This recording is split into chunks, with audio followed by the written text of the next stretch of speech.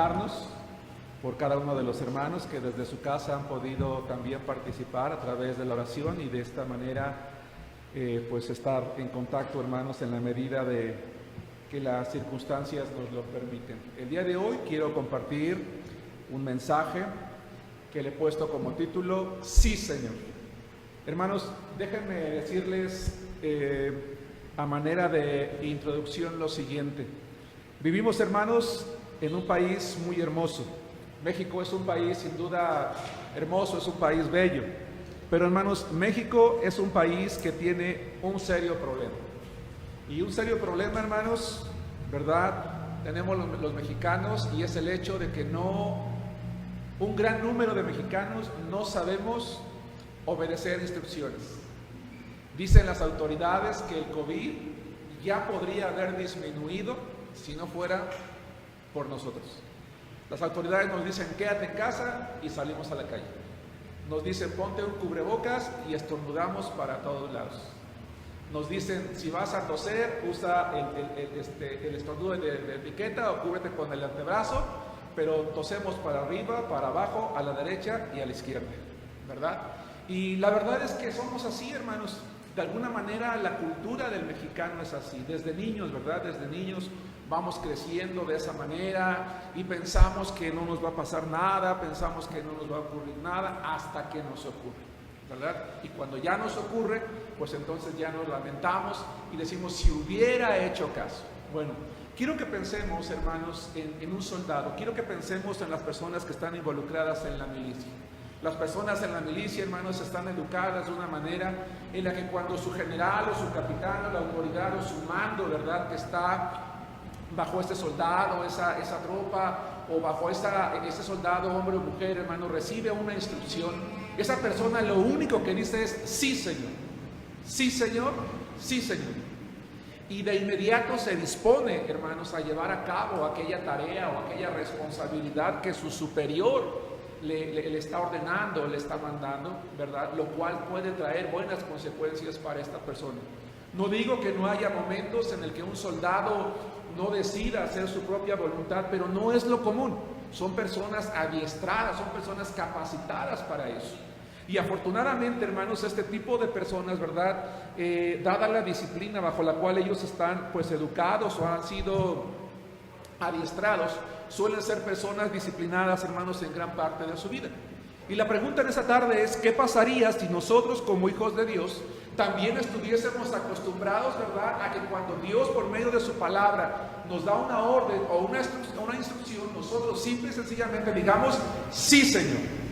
Sin duda, hermanos, sería maravilloso y sería estupendo. Quiero decirles, hermanos, que cuando nosotros estudiamos la Biblia, la palabra de Dios, y llegamos a la epístola de Pablo a los Filipenses, específicamente al capítulo 2, versículos 12 al 16, nos damos cuenta, hermanos, que el apóstol Pablo está exhortando a la iglesia de Filipos a actuar, hermanos, con responsabilidad. Él está, hermanos, animando a la iglesia a actuar con responsabilidad. Hermanos, hermano Samuel, dicen que no se escucha, hermano. No. Hermanos, el apóstol Pablo exhorta a los hermanos, exhorta a la iglesia, hermanos, a actuar con responsabilidad.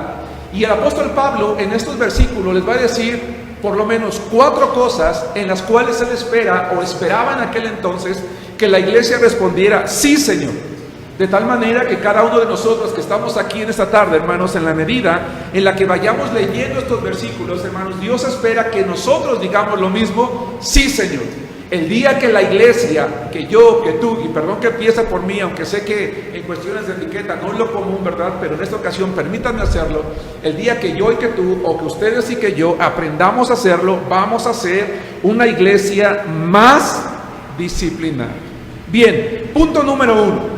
La primera cosa en la cual nosotros tenemos que responder, sí, Señor, es, sí, Señor, me ocuparé en mi salvación. Dice la palabra de Dios, hermanos, en el versículo 12 del capítulo que acabo de referenciar hace un momento, es decir, capítulo 2.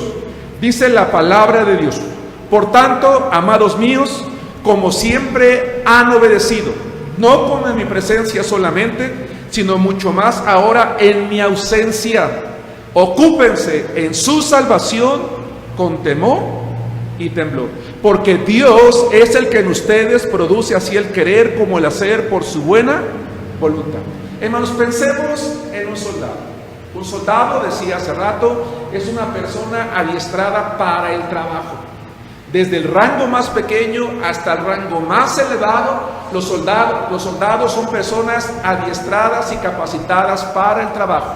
Y prueba de ello, hermanos, es que cuando en México, en algún estado de la República Mexicana, ocurre algún desastre o alguna situación que amerite la ayuda del gobierno federal, los soldados son las primeras personas que son enviadas, llámese a desasolvar, llámese a limpiar, llámese a ayudar a las personas que están en alguna situación de tragedia, ¿verdad? Ellos están listos, hermanos, para hacer prácticamente cualquier trabajo.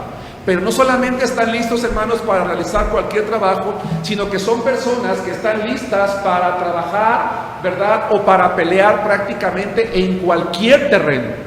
Un soldado bien capacitado puede ir al campo de batalla, ya sea en el agua, es decir, en el mar, en el bosque, en el desierto, en campo abierto, en los valles, etcétera. Ellos están capacitados y tienen el equipo necesario para poder hacerlo. Y yo los llamaría, hermanos, que son soldados todoterrenos, es decir, están listos para ir, hermanos, a cualquier lugar, y ellos van a tener siempre la disposición porque siempre están ocupados, siempre se están adiestrando, están haciendo ejercicio, están aprendiendo el uso de las armas o el aprendizaje de la doctrina castrense, etcétera, etcétera. ¿Qué pasaría, hermanos, si cada uno de nosotros, como hijos de Dios, hombres y mujeres, nos mantuviésemos también, hermanos, como dice la palabra de Dios, ocupados? Pablo dice a los hermanos de la iglesia, hermanos, lo siguiente, a los hermanos de Filipos, les dice, ocúpense. Hermanos, vale la pena decirles, hermanos, que en el idioma original en el que se escribió el Nuevo Testamento, que es el griego, Pablo utiliza una palabra muy interesante, que no solamente es un mandamiento que manda a ocuparse, sino que es una palabra, hermanos, que está conjugada en un tiempo que implica algo que espera que cotidianamente se esté haciendo. Es decir, un cristiano es una persona que cotidianamente está ocupada en lo espiritual, que cotidianamente está aprendiendo, se está adiestrando, se está capacitando, para que sin importar el área en el que un día el Señor la quiera utilizar, ese cristiano sea un cristiano, hermanos, todoterreno. Es decir, a lo mejor un día en la iglesia se necesita, pensemos en las damas, alguna maestra de escuela dominical, alguna superintendente, alguna consejera, alguna maestra de damas, alguna conferencista, ¿por qué no? O un varón que predique, que dirija, etcétera, etcétera. Y lo mejor sería, ¿verdad?, que yo me acerque con un hermano y le digo, oye, hermano, fíjate que en esta área necesitamos apoyo, y que este hermano diga, sí, hermano, claro que sí, por supuesto. Aunque no es lo más común, porque decimos, hermano, es que yo no sé hacer eso, es que yo, mejor a mí pónganme a hacer otra cosa. Bueno, si nosotros como los soldados nos capacitamos para ser cristianos todoterreno, vamos a poder hacer muchas cosas. Pero la idea principal de Pablo, hermanos, en esta parte de estar ocupados, va más bien al crecimiento espiritual, va más bien al hecho de que en cuestiones de fe, hermanos, en cuestiones de madurez, en la vida cristiana debe de haber un avance progresivo. Y ese avance progresivo es algo que debe de notarse en el carácter, en el comportamiento. Un cristiano debe de estar ocupado trabajando en sí mismo, con la ayuda del Espíritu Santo, con el propósito de que su persona, su carácter, su manera de pensar esté siendo moldeado, transformado de tal manera que un día, ¿verdad?, se pueda ver en él realmente el trabajo que el Señor Jesucristo ha hecho en él. ¿Por qué Pablo está animando, hermanos, a la iglesia de Filipos, a cada miembro, a estar ocupado? Porque cuando estamos ocupados, hermanos, evitamos la ociosidad. Cuando estamos ociosos, nos disponemos a dar cabida a pensamientos impropios en nuestra cabecita. Empezamos a imaginarnos cosas que quizás a veces no le agradan a Dios, o pensamos a ocuparnos o hacer cosas desagradables a Dios. Sin embargo, estar ocupado en lo espiritual va a permitir que cotidianamente estemos llenando nuestra mente, nuestro corazón, nuestros pensamientos de Dios, de Cristo, de su palabra. Estar ocupados no solamente, hermanos, nos resguarda contra la ociosidad, sino contra el descuido, contra la negligencia, que tarde o temprano van a traer, hermanos, consecuencias, hermanos, a nuestra vida. Alguien dijo en alguna ocasión, hermanos, una frase y se las quiero leer. Dice: una vida ociosa puede convertirse en un taller de Satanás. Es decir, el enemigo puede darse cuenta que ese cristiano está listo quizás para empujarlo, para llevarlo a cosas alejadas de Dios. Por eso es que lo que Pablo dice es: hay que estar ocupados en la salvación. Y me gusta esta imagen, hermanos, porque, bueno, no solamente la situación que estamos viviendo el día de hoy, sino que es una persona, ya sea hombre o mujer, que en medio de lo que estamos viviendo está con su Biblia en la mano, está meditando, está tomando notas, está quizás reflexionando en lo que ha leído, en lo que ha aprendido, quizás está analizando la situación que ocurre a su alrededor a la luz de la Biblia, tal vez piensa qué va a hacer con su trabajo, qué va a hacer con su escuela, qué va a hacer con su matrimonio, qué va a hacer con su familia. No lo sé, entiende la situación, no la pasa por alto, sin embargo, lo hace a la luz de la palabra de Dios. Ocuparnos en nuestra salvación no nada más implica el crecer, sino implica el no ignorar las circunstancias que hay a nuestro alrededor, no ignorarlas, pero sí evaluarlas con base no en mi criterio, con base no en lo que yo pienso, sino con base en lo que la palabra de Dios enseña. Y cuando yo veo que la palabra de Dios lo que me enseña es a confiar en medio de esa situación, entonces yo voy a entender una cosa: que el único temor y el único temblor que yo tengo que tener es cuando tengo temor de Dios. Porque dice Pablo: ocúpense en su salvación con temor y temblor. Yo no voy a tener temor ni voy a temblar por las circunstancias que hay a mi alrededor, pero sí voy a tener temor si no me preocupo por crecer espiritualmente. Sí voy a temblar porque yo sé que un día voy a estar delante de Dios y Él me va a pedir cuentas, hermanos, de mi vida. Un cristiano debe de preocuparse en su vida espiritual. Dice la palabra de Dios en 2 Corintios capítulo 5 versículo 10: porque es necesario que todos nosotros comparezcamos ante el tribunal de Cristo, para que cada uno reciba según lo que haya hecho mientras estaba en el cuerpo, sea bueno o sea malo. Dice Pablo: hey, hermanos amados, es cierto, dicen los que saben que uno de los temas principales de la carta a los Filipenses es el gozo. Hay quien dice que uno de los temas principales es la unidad. Yo no me voy a meter en esos problemas en este momento, ¿verdad? En mi opinión, el tema principal es el gozo, pero hay otros temas también, es decir, no tiene solamente uno. Lo importante que quiero mencionar el día de hoy es que Él está motivando a la iglesia de Filipos a recordar una cosa: la salvación es algo prioritario, es algo importante, es algo que nos debe de ocupar. Es decir, estoy tomando mis clases en línea de la preparatoria, la secundaria, la universidad. Tengo que dedicarme con tiempo, porque si no debo de tener temor que me van a reprobar y que no voy a aprobar el cuatrimestre o el semestre o el año. O si no mando a la oficina el reporte económico, financiero, o qué sé yo, ¿verdad? Porque estoy haciendo tal vez home office, tengo que tener temor de que mi jefe me va a decir: oye, ¿por qué no estás cumpliendo con tus responsabilidades? Pero dentro de todo eso, hermanos, hay una prioridad mayor, y es la vida espiritual delante de Dios, que me debe de llevar a crecer en carácter y en fe. Y es que lo que el apóstol Pablo les está diciendo a los hermanos de la iglesia es lo siguiente: no es una tarea que ellos tienen que hacer por sí mismos, porque les dice: Dios es el que en ustedes produce el querer como el hacer. Hermanos, imagínense que yo soy una persona que se dedica a empastar libros, que no lo hago, no tengo ni la menor idea, ¿verdad? O quizá la tengo, pero obviamente no podría yo hacerlo. Pero imagínense que, hermanos, que yo empasto libros.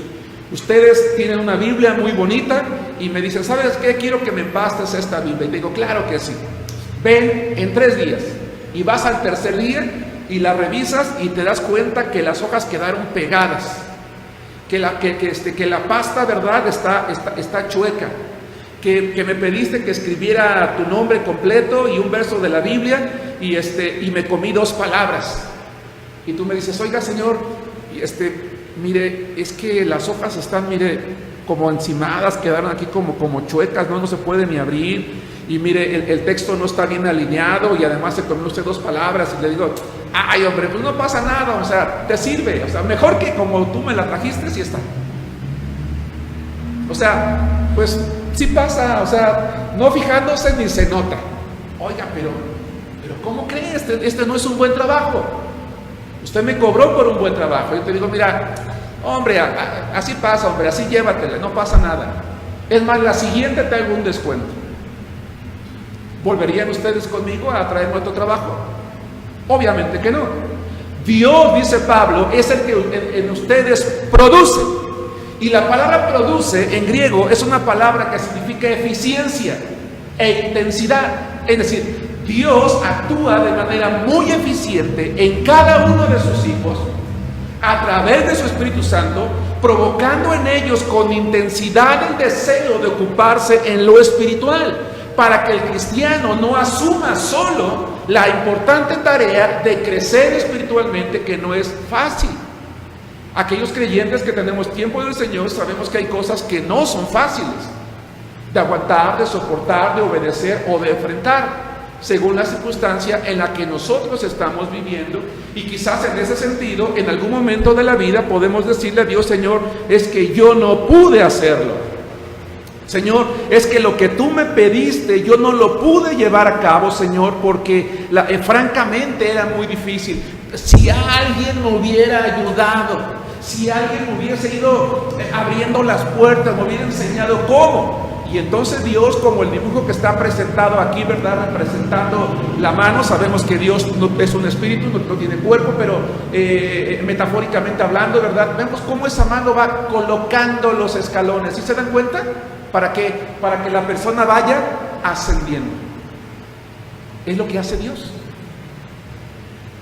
Entonces, cuando el apóstol Pablo dice a los hermanos, cuando la Biblia nos dice a nosotros, oye, ocúpate de tu salvación con temor y temblor, lo que ustedes y yo debemos de decir, sí, Señor. ¿Nos damos cuenta? Y a prestarnos de inmediato a llevar a cabo lo que Dios está ordenando. La segunda cosa en la que nosotros debemos de responder, sí, Señor, dice, sí, Señor, haré todo con buena disposición. Hermanos, no sé si se han percatado, yo espero que sí. He programado una serie de predicaciones en las últimas semanas y en las próximas semanas lo harán así.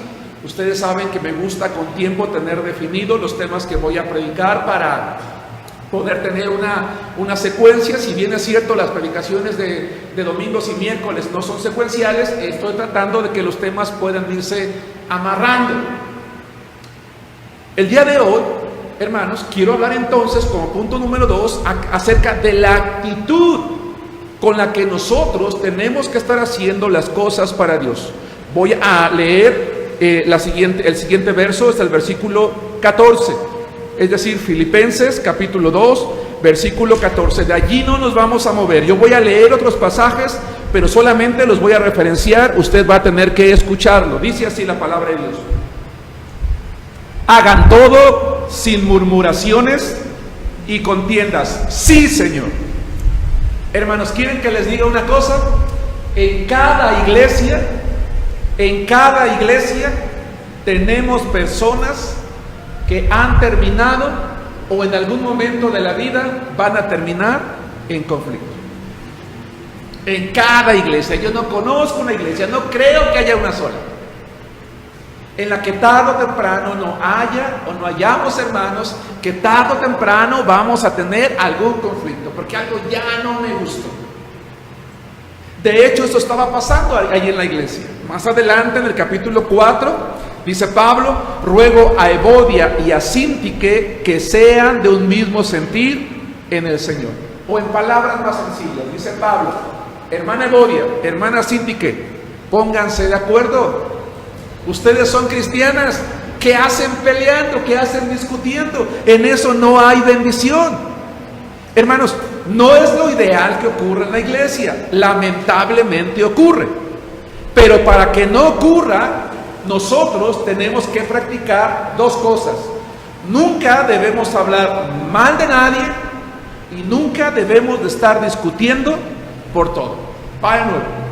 El Señor nos da una orden. Hagan todo con buena disposición. Sí, Señor. Y el Señor nos dice, para que ustedes nunca terminen en conflicto con alguien en la iglesia, nunca murmuren y nunca estén discutiendo por todo. Hermanos, quiero leerles un comentario que encontré en la Biblia Diario Vivir. Es un pequeño párrafo que me voy a permitir leer. Dice lo siguiente: ¿por qué es tan dañino lamentarse y discutir?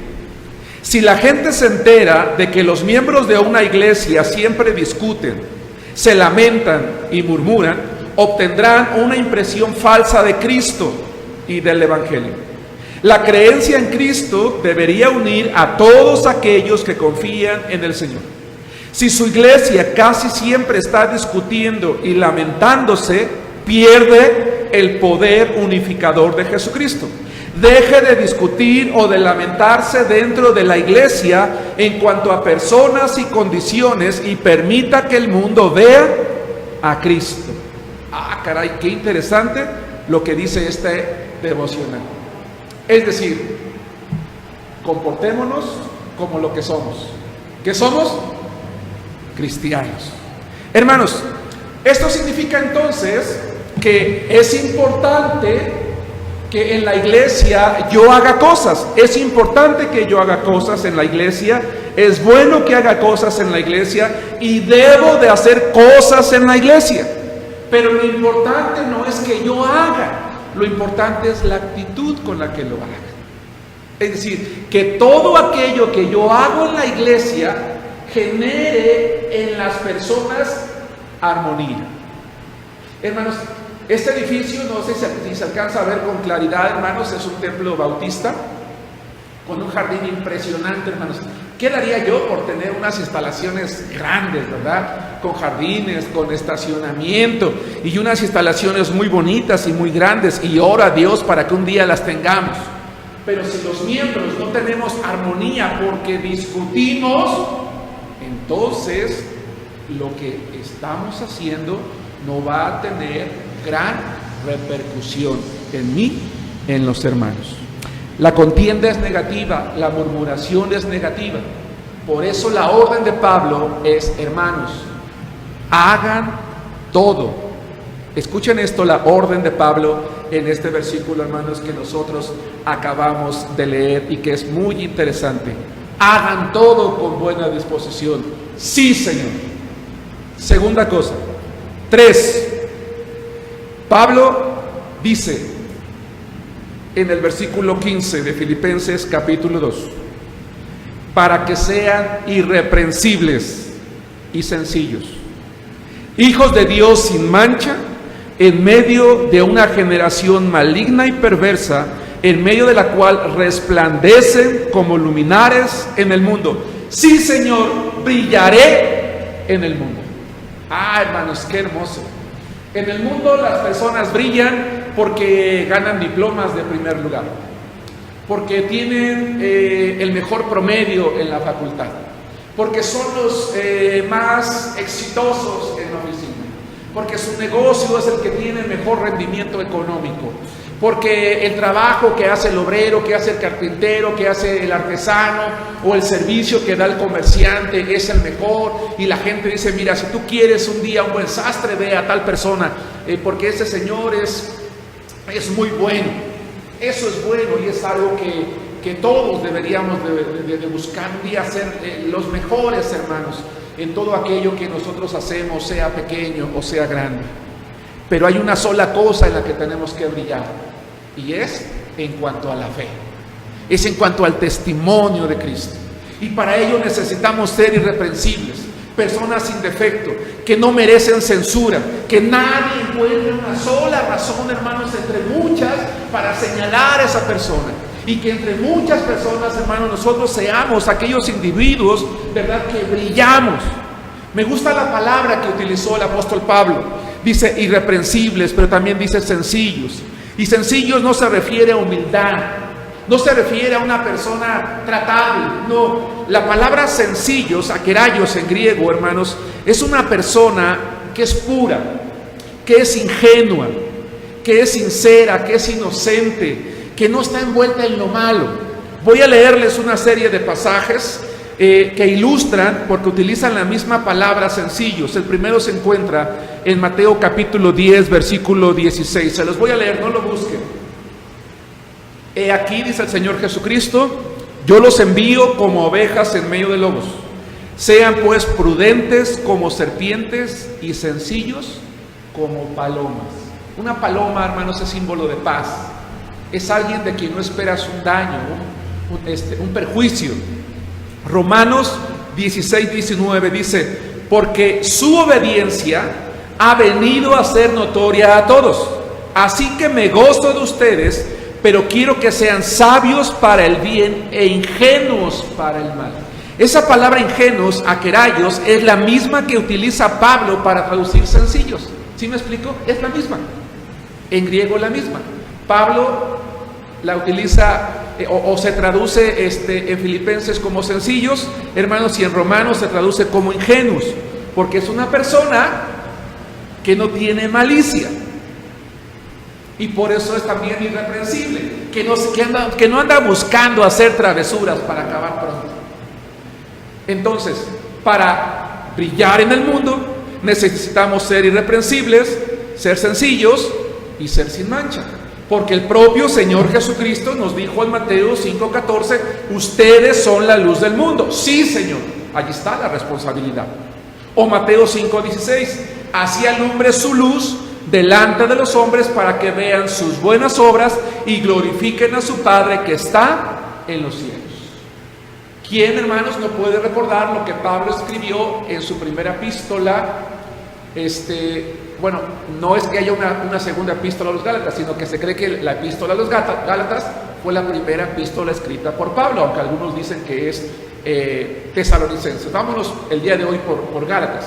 Entonces, cuando él escribe su primera epístola, que es a los Gálatas, él da testimonio de que cuando él se convirtió, la gente lo veía. Dice, y glorificaban a Dios en mí. Así que cuando yo le digo a Dios, sí, Señor, brillaré en el mundo, es porque yo voy a buscar que la gente glorifique a Dios en mí, a través de mí, y diga, qué hermosa señorita, qué maravilloso joven, qué gran varón, qué mujer tan prudente, qué hombre tan sincero, tan entregado. ¿Te has fijado que en varias ocasiones lo hemos querido incentivar a que camine con nosotros, a que se involucre con nosotros, a que haga cosas inapropiadas, y siempre nos está diciendo, oye, no, mira, no solamente no lo voy a hacer, sino que nos está diciendo, oye, no lo hagas tú. ¿Por qué te metes en eso? No te metas en problemas, te vas a arrepentir, va a traer consecuencias. Oye, no, mira, es que tú no vayas, tú quédate aquí conmigo, y si te hablan, tú te quedas conmigo. Y que un día esa persona vaya contigo y te diga, oye, quiero darte las gracias porque me salvaste de hacer esto, de hacer el otro, de caer en ese camino, de desviarme, de involucrarme en la maldad, etcétera, etcétera. ¿Sí me explico? Sí, Señor, brillaré en el mundo y haré que tu nombre sea glorificado. 4. La cuarta cosa en la que debemos de responder como un soldado, sí, Señor, dice el versículo 16, asidos de la palabra de vida, para que en el día de Cristo yo pueda gloriarme de que no he corrido en vano, ni en vano he trabajado. Sí, Señor, me aferraré a tu palabra. Hermanos, quiero llevarles a meditar en lo siguiente. Una persona naufraga, cae al mar, pero tiene a la mano un salvavidas. Una persona está pendiendo de un precipicio, pero está sostenida de una buena cuerda. Un piloto va en un avión que va en picada y va a caer, pero tiene bien colocado un paracaídas. Un náufrago en el mar con un salvavidas. Una persona en un precipicio, bien sostenida por una cuerda. Un piloto cuyo avión va en picada y sin embargo tiene bien colocado un paracaídas. ¿En qué consiste, hermanos, la salvación de estas personas? En aferrarse a ese medio de salvación. ¿Estamos de acuerdo? El náufrago se va a aferrar al salvavidas. La persona que está pendiendo, ¿verdad?, en un abismo de la cuerda, y el piloto de su paracaídas. Pero ¿qué pasa si alguno de ellos se suelta? Lo más probable es que ponga en riesgo su vida o que muera. Hermanos, lo mismo pasa con el cristiano. Lo mismo pasa con el cristiano. Cuando el cristiano hace a un lado la palabra de Dios, se suelta de este libro, deja de aferrarse a él, entonces está poniendo en peligro su vida. ¿Por qué? Porque su fe va a empezar a disminuir, porque va a empezar a alejarse de Dios, porque, hermanos, Satanás va a encontrar una puerta abierta en su vida y quizás en algún momento, tarde o temprano, le va a llevar a cosas que pueden poner, hermanos, en riesgo su vida. Sin embargo, lo que el apóstol Pablo dice: oye, aférrate a la palabra de Dios, ponla en alto. Fíjense la idea. La idea de Pablo, asidos de la palabra de vida, da la idea de agárrate de ella y ponla en alto. Yo quiero pensar que cuando ese náufrago, hermano, sea salvado, lleva sus salvavidas y lo entrevistan y le dicen: oiga, ¿a qué atribuye usted su salvación? A esto. Si yo no hubiera tenido este salvavidas, si yo no hubiera tenido esta cuerda, si no hubiera traído este paracaídas, no habría podido salvar. Y el cristiano llega al ocaso de su vida, muere, llega ante la presencia del Señor, o el Señor viene por nosotros, que es la idea que está desarrollando Pablo, ¿verdad? Y dice: yo no hubiera podido llegar hasta aquí si yo no me hubiera aferrado a tu palabra. Yo no habría podido soportar la prueba, Señor, si no me hubiera aferrado a la Escritura. Pero cuando tú dijiste que yo me afianzara a ello, yo te dije: sí, Señor. Hermanos, quiero concluir el sermón de esta tarde diciendo lo siguiente.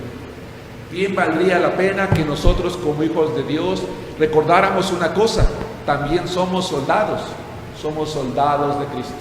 Bien haríamos en imitar la disciplina de un soldado cuando recibe órdenes de sus superiores y solamente dice: sí, Señor. Quiera Dios, hermanos, que nosotros también, como hijos de Dios, estemos dispuestos a decirle a nuestro Señor: sí, Señor. Que Dios los bendiga, hermanos.